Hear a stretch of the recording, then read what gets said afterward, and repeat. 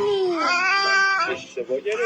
من اشتباه نگرفتم. این زمین چیه دیگه؟ تو مگه به مامان قول ندادی که به خیانت نمی کنی؟ اشتباه نگرفتم. هفته یک بار میای خونه. چرا؟ کار داری اشتباه گرفتی اما. نه اشتباه نگرفتم. الان میگم دایی بیا. مامانت تو خاله کجاست مامانت؟ خیلی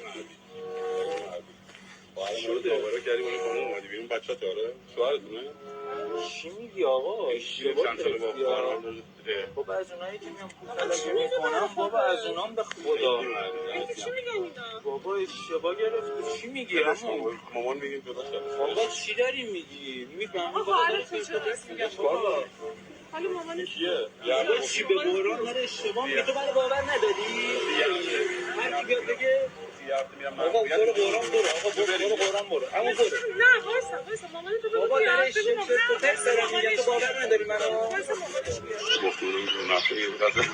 گفتم خیرت اونجا نگاه بابا همین کار چی کنیم تو خب امیدوارم از این ویدیو هم لذت برده باشید.